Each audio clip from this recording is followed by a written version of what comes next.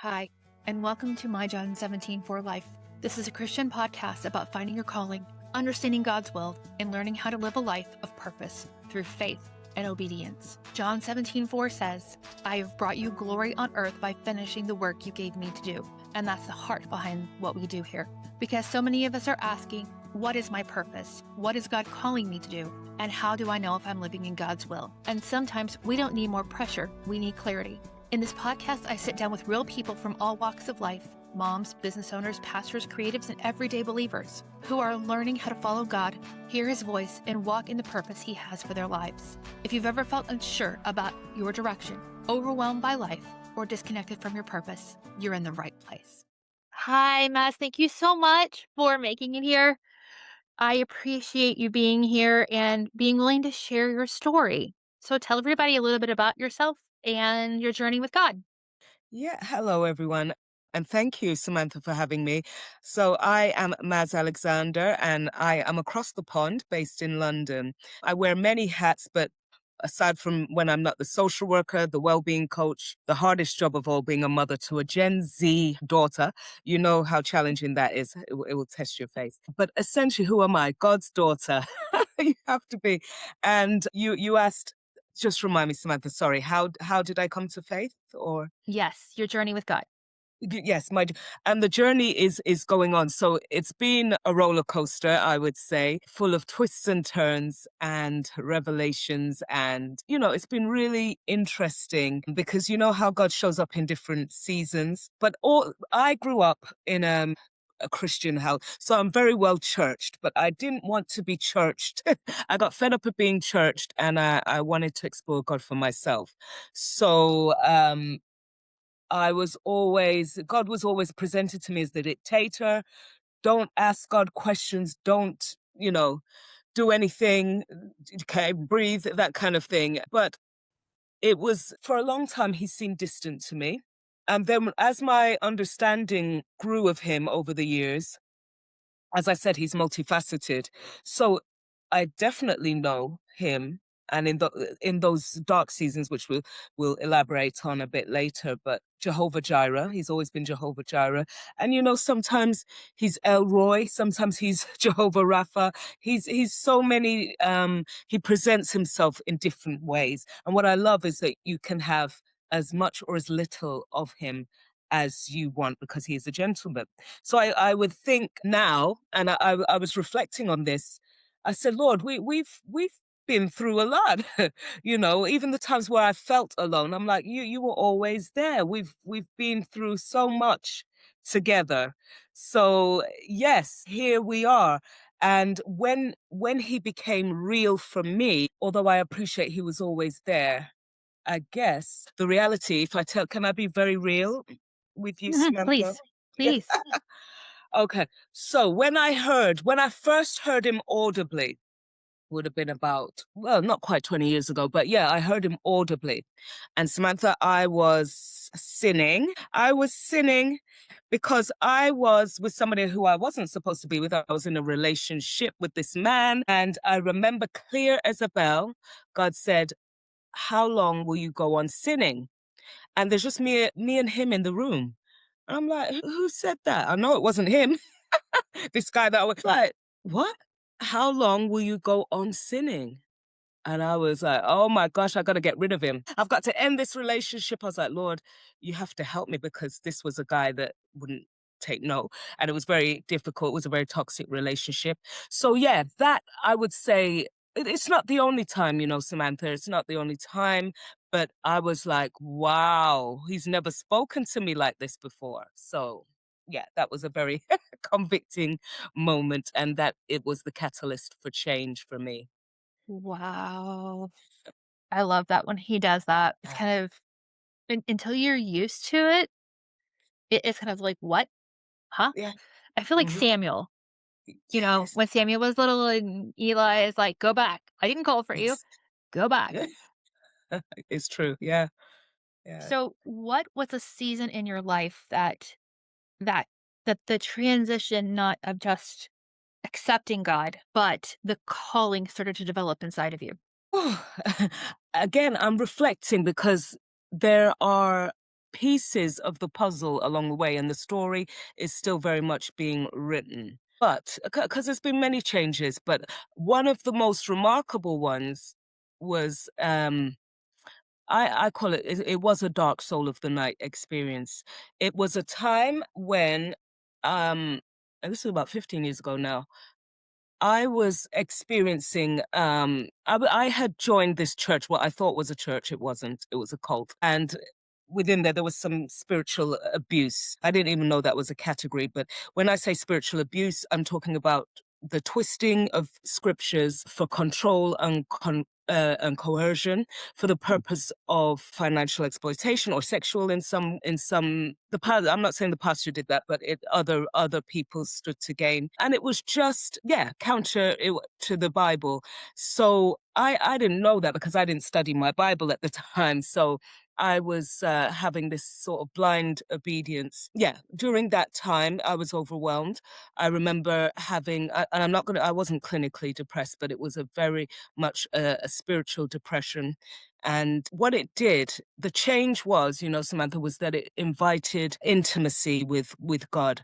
Because I said to him one day, I was like, surely Christianity is not supposed to be about this, because it seemed wrong even to my carnal self. It seemed wrong, some of the things, the oppressive things that I saw, and I was like, that doesn't seem right. And I'd always go in my word. I'd be like, but Lord, what do you say? And then I said to him, Lord, if this is what Christianity is, I don't want it. You can take it back. And what he did, he's so generous that he answered my prayer. He began to show me about grace. Because I remember up until that point, knew of God, knew that, the way people had presented him was like he was some kind of crazy dictator. And I thought, oh my gosh, am I sure I want to get close to him? He began to show me who he was. He began, revelation that led to the transformation. So it was strange. Again, God in his ways. I remember the book by Chuck Swindoll. What's it called? Amazing Grace. Something Grace. That book really changed my understanding and my faith. And he put the TV, at nighttime, there'd be a program on, and it might be the God Channel or Daystar, and it would be just a word in season for me. So overall, Samantha, what it did was it changed my view. He presented himself to me in a way that I needed as the loving father, not as this tyrant that people had told me about. And it was an invitation for me to get closer to him. Oh, I love how he Mm. pulls us in. So you mentioned that you're a social worker and a well-being coach. How do those fit in your calling? Yes. Well, I've been a social worker for over 18 years. I work, by the way, just to say, I don't work with children, I work with adults.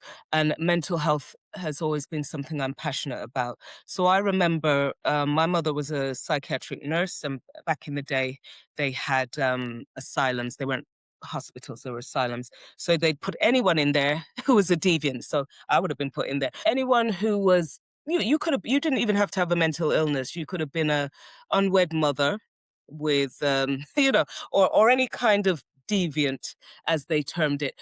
But I remember going to work with my mother, and I loved the presentations of the different types of people. And I said to my mom one day, I said, I want to let them out. I said, one day I'm going to set them free. And in a way, that is exactly what I do, because part of my social work role involves hospital discharge. So I work with people with acute mental illness, everything, schizophrenia, various psychosis and personality disorders, all kinds of people. And part of my role is to, discharge and rehabilitate them in the community. And then going on from that, because I didn't set out to be any of these things, but the coaching, I was coached, then someone coached me. And all of these, as you'll notice, the common theme is that these are within the helping professions. And, they call many of us the wounded warriors. We have been through some things that challenged our very being, and we decided to be that change that you want to see. So yeah, I had my own traumas as well, and I always knew I wanted to work with adults, because part of my job involves assessment. And if you hear, Samantha, at the start, you think the trajectory of your life could have been so different had you Yeah. processed those traumas? Had you had a chance back then? So yeah, I guess I'm trying to put right those things. So God, I would say God said, you will be this. There are different he has different assignments for our mission. And right now in this season, that's what I'm doing. But it looks different in every season. So yes. I'm called to help people. I'm basically called to help people who are oppressed, who don't have a voice. That is so interesting because I look at what was available when I was a child in the 80s and what is available now. Mm, And it's so different, the things that we knew, the type of drugs that are available to mhm. help if you need it. Counseling was different then too. Yeah. And so in my growing up of what's the right word for it? Neglect as a child.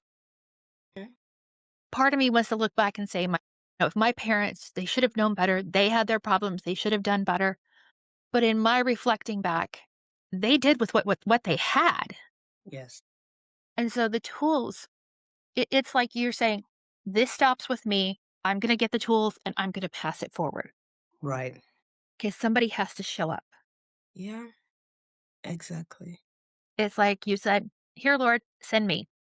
Well, I didn't want to. Even sometimes now he he makes me do all kinds of things. I'm like, Lord dear God.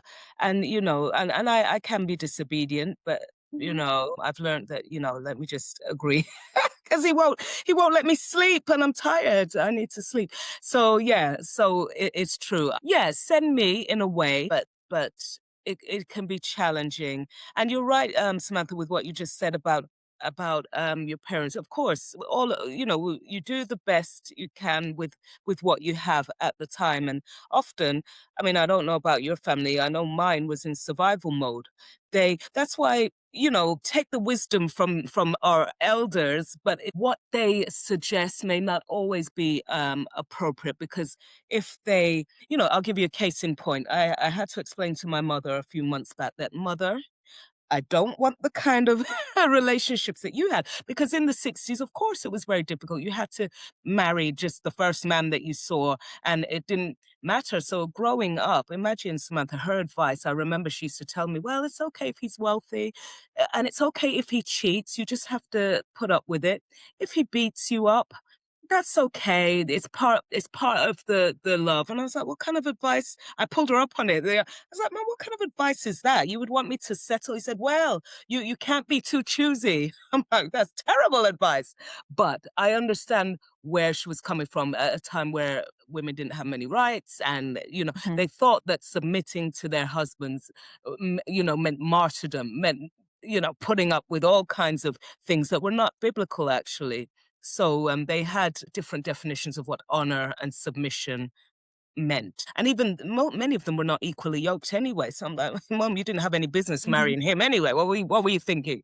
But anyway, so we live and we learn. We live Mhm. and we learn. But yes, I don't want my daughter and my grandchildren and my family to be, yeah, I won't want them to even to make my mistakes. I want them to exceed and surpass all that I do. Yeah.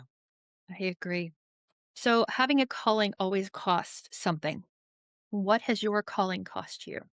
My sanity. No, well, at least it might look like that to to the outside. What does it cost me? Emotion. There's a big emotional cost, not so much financial, but emotionally. Like it's been a roller coaster, and it changes perceptions. Cost. Some relationships, as I said, some of them I'm glad they weren't right, but it's hard to let go of people, especially when they're good people, but they're not who God would have in your life. I'm like, oh Lord, but I like them so much. Do I have to? And he's like, yeah, Mhm. cut them off. Or there are some people that we need to endure. I'm like, can't we swap that one for that one? Get rid of that one. Because I don't like her. I don't like her. We can, yeah. But he's like, no, you have to just show grace or be more compassionate. So yeah, certain relationships, it's really, yeah. Even the marriage, but like I said, we weren't equally yoked, so I fully understand why that could not go on. Friendships, the it can what I'm trying to say, Samantha, is it can be very lonely. Often I'm misunderstood. Sometimes I don't even understand myself. I'm like, Lord, what are you doing here? Trying to set me up. Like, can I just be normal and interact with people normally, as in the world? When I say normal, that in the world, but he's like, no, you're called to be set apart. And so I sometimes struggle with that, I must admit, even till today. But I'm reminded that, yeah, you are different, and you can't remain where you were. So yeah, and that's what I mean when I say the emotional toil, the spiritual warfare as well, because the enemy loves to taunt me. So yeah, and if he can't do it directly, he'll use certain family members, whoever he can use. So it looks like, what does that look like? Things like just discouragement in my soul. It looks like literal, or it could be a verbal assault. And I'm like, where did that come from? What on earth? Just things that terrible things that people would say, and yeah, or for seeming like I'm out of favor, and I'm like, Lord, what prompted that person to do that, say that, and all of these things. But yeah, I guess that's not unique to me. Most believers will have spiritual warfare. But yeah, the cost has been, and my emotional response to that, because I'm like, oh, I want to give up. I'm like, oh, forget that. I just let me relax on the beach with my Malibu. Just leave me alone. But yeah, and then I come to my senses every now and again, Samantha. I'm like, no, can't do that. I'm a daughter of the king, and that's not how you behave. Remember, you're a lady. Sometimes I have to remind myself, you're a lady. Adjust Especially your crown. yes, yeah. But you forget sometime when you get road rage or certain challenging things. But yeah, that's Or the cost. dealing with children. Or dealing with children. Oh, You know, yeah, children, or your adult children. Oh, yes, I went through it I with mine. I have 4 Gen Z and 3 Gen Alpha. How do you do it? Tell us the secret. Yeah, I struggled with one. It's, God. Yeah, God. because That's the only answer I can honestly give with that. I've lost my sanity, definitely, along yeah, find it again. but I want to talk about emotional capacity because the work Mhm. you do as a social worker is very heavy. There is you have people's lives in your hand Yeah. with decisions that you make and recommendations that you make. That's somebody's life. Mm. How do you keep emotional capacity to do your coaching? Yeah, well, the two are different. I love coaching because the clientele are different. So I guess I compartmentalize, but I basically took all my social work skills and used them in the coaching. So, but Okay. because I work, so when I'm a social worker, I'm a agent of the state. So it's very prescriptive. There are deadlines and targets and all kind of KPIs that have to be adhered to. I don't necessarily agree to them.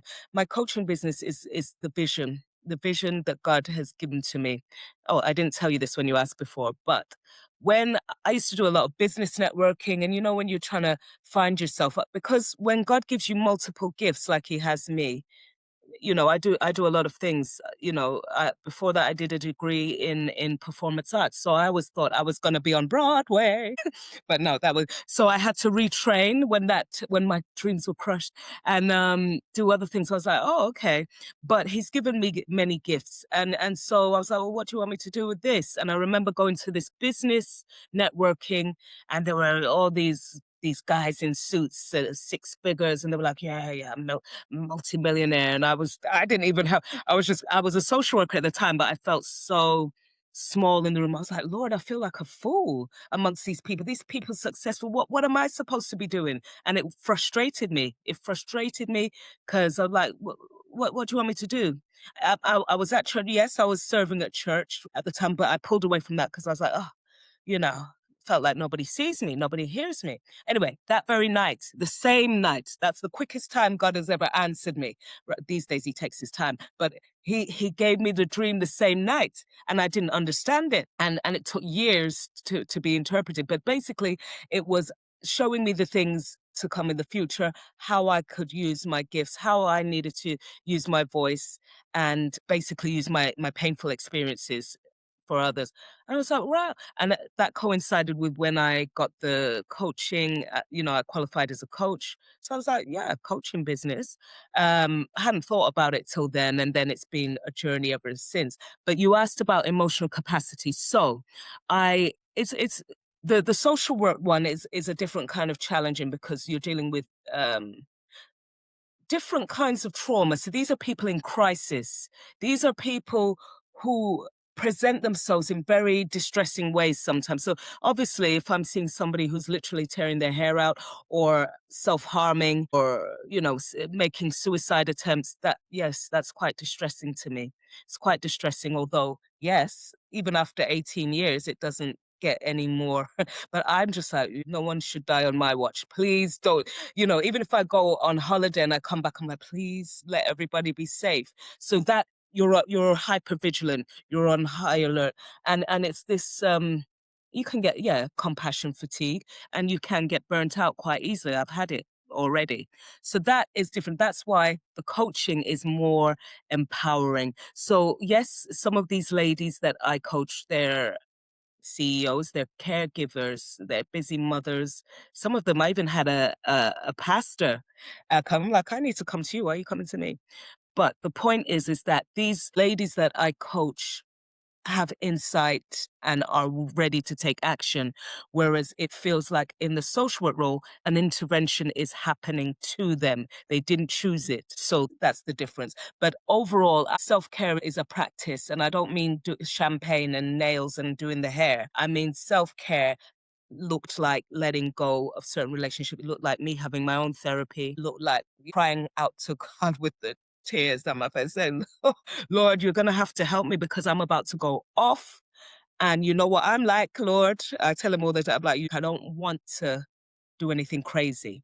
So please, can you keep me, deliver me from myself and deliver me from them? Honestly, that's the daily prayer. That's what I do. I have to get away, literally go in the closet when it gets overwhelming for me. So I myself cannot always hold that space, but for a few years I have, but having these conversations helps.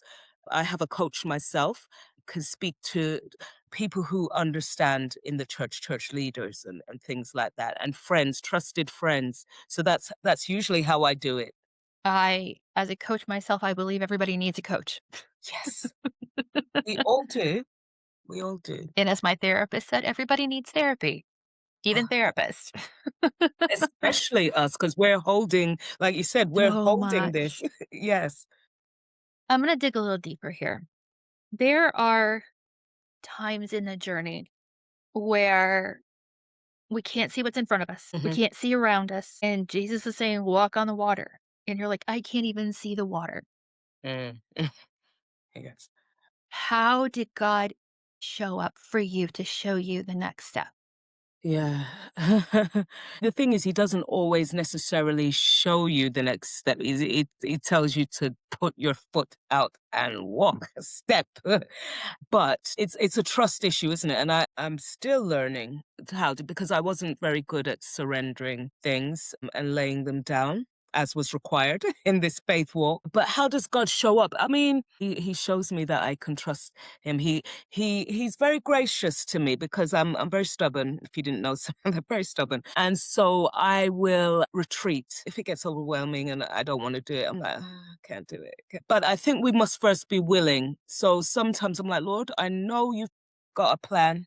This is probably for my good, but right now I try and negotiate with him. He's like, no, you're doing it. But can we come back to it? I don't want to do it. So yeah, he nudges me. It's those Holy Spirit prompts. I think in all of it, I don't initially have to be in agreement, but he transforms my mind just as we do with our clients. So we get them to reframe what the experience is and get them to look at it from a different way. And then they may have, even if it's baby steps, the strength Mhm. or the desire before the action. You must have a desire in your heart. If you don't, you might take action, but it wouldn't be authentic or sustainable because you wouldn't really be doing it. What would be your purpose for doing it?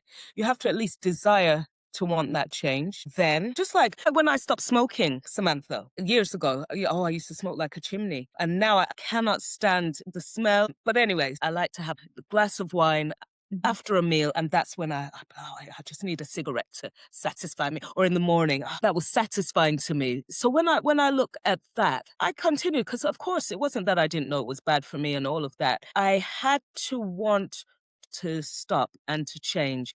I had to at least desire, or at least be curious. So I start to read, and then I begin to ask God, I don't want to do this anymore. And there's been many things like that, even with the weight loss. I thought I was looking like Beyonce. I didn't know. Listen, I was a whole 8 stone. I don't know what you have in the US. Is it you measure by We have kilograms? pounds. We go by Pounds, yes. pounds. But anyway, I was bigger than I was. And sometimes you can't see yourself. So I Mhm. didn't look until I took my daughter was small then. I was in Disneyland. Not Disneyland, Florida, the one in Paris. Mhm. And I saw myself in this large mirror. I thought, oh my gosh, who is that? Is that me? That's not me. And anyway, so I make that point just to say, Samantha, sometimes we really cannot see the true reality of ourselves. So why would I want to change? Because if I think I look like Beyonce, I'm fine. But to everyone else, they're like, oh gosh. So for me, that's how God has helped me to take the next step. He literally handholds. It's like a bit like the footprints that The when he poem. carries. Yeah, yeah, Yeah. that one. That's literally how he is. And I recall stories in the Bible. I'm thinking, Lord, that would be me. Like when he was destroying Sodom and Gomorrah and he was telling them, get out, get out. I'll be like, but Lord, I'll be there trying to negotiate, the whole place burning down. I'll be like, well, I'm like, so I'm learning and he's teaching me that, yeah, listen, you need to be obedient a little bit quicker. There's no time to ask questions now. Do what I say when I say it, and then maybe we can discuss it later. As a mom who is busy, how has that affected your productivity to show up as a mom and to show up in your calling? It is a juggling act. In some ways, it's a bit easier now because my daughter is older. She has her own place. So I'm like a empty nester. So there's really no excuse for me not to be doing what I should be doing. Yes, my identity has changed somewhat and in the calling. So although my business is part of my ministry and part of that calling, but the calling is also much more than that. Samantha, sometimes I'm always busy, but I'm asking, am I productive? Sometimes, not all the time. I'm just busy. So I have to do an inventory and I have to say, Lord, sometimes I'm like, I'm tired. Why am I tired? What have I done? And I'm doing all the things, Mm. but the Lord's like, is that what I told you to do? Did you need to do that?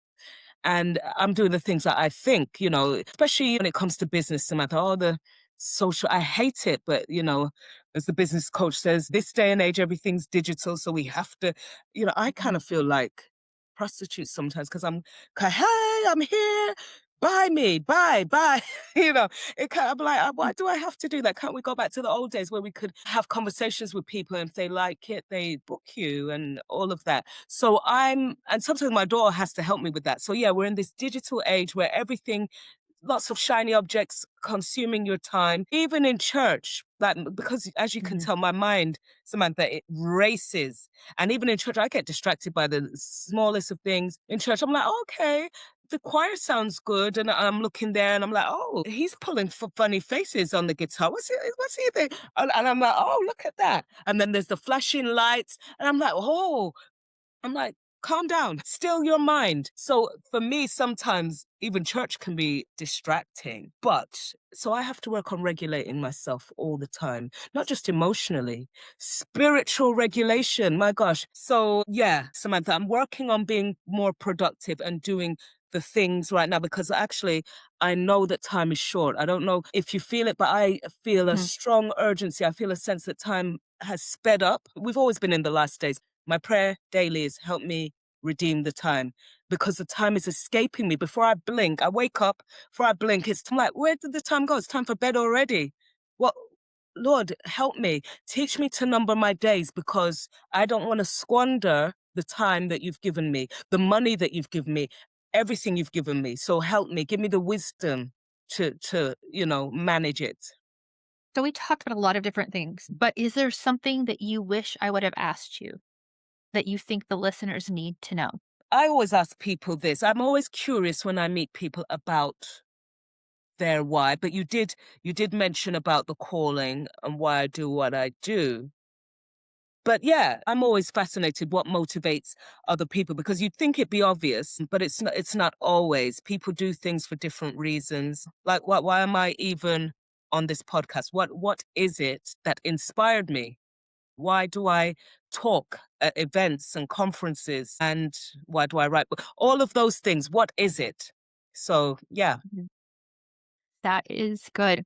So I've had people submit questions, and this one is very fitting for you. How is being a parent of a Gen Z child affecting your calling? Because Gen Z is a different generation. They are different. They think differently, they act differently, and sometimes Yeah, they certainly appear to be audacious, but remember, they call them the anxious generation. Mhm, There is something beyond the facade and all of that because you're right, they're different. King Solomon has to ask in Proverbs, he doesn't understand the way of an adolescent. Neither do I. It's a mystery. And I'm sure we were to our parents and so on and so, but they are different. They are a different breed. And my calling, I tell you what, when she was a teenager, and even in early in my social work career, I used to work with young offenders. So they were up until the age of about 21. These are offenders, and the trajectory of their life, they were going to prison. I was like, Lord, because it challenges you. If I can be very real, Samantha, I was like, Lord, I don't know how people have all these children. And bear in mind, it was different for me. I was a single parent and it was just challenging. And the enemy used her, used other family members. I was like, what? The enemies will be members of your own household. It's beautiful because he's restored our relationship now. But it made me question myself, my parenting abilities, my sanity. And of course comes the shame because when you're children, it's funny how life has a way of humbling you. Often people who brag about their kids, oh, my Johnny goes to soccer, and he's the best kid. Now, guaranteed little Johnny will do something that makes you say, that's not my Johnny. And I find it quite empowering to know that at one stage, not my current pastor, but a different pastor, I was like, okay, I didn't know when they gave their testimony, his son had some addictions. He was on drugs. And you'd never know it because he was there playing the keyboard and doing everything. I was like, but not him. He's such a good boy. But my point is that the enemy targets our children more so. And that has to do with the speeding up of time. The enemy knows his time is short. So his mission, obviously, is to kill, steal, and destroy. And he loves to do that with families. He loves to come after the youth and tell them all kinds of lies.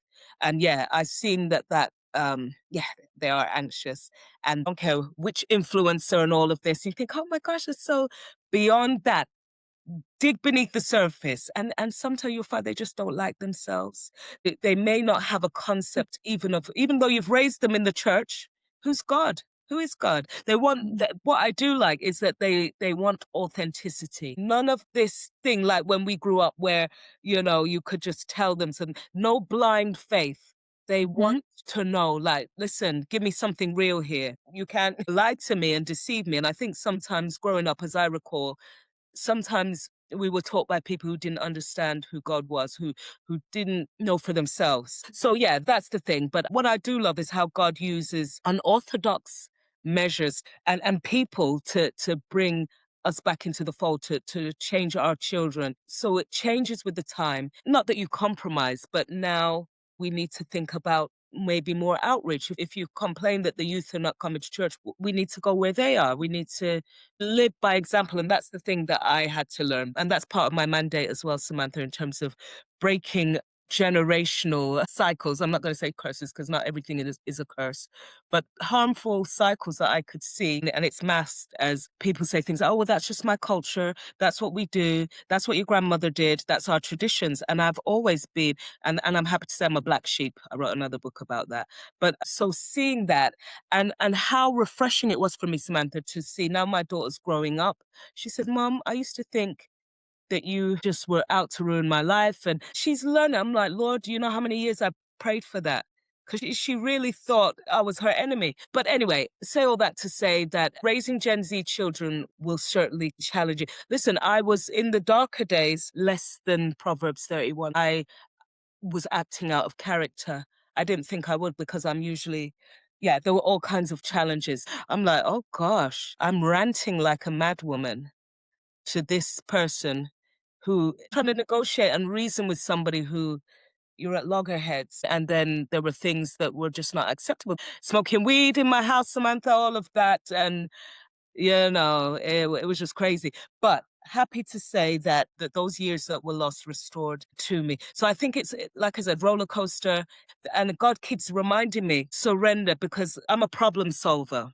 Hmm. If there's a problem, remember, I work with people that, I Right. mean, That's what you they do. threaten to kill me. I can handle that. But when it's your own family, you're like, what on earth? All hell is Hmm. breaking loose. This is basically everything that they tell you in cognitive behavioral therapy, all the therapies, all the various techniques are Bible inspired.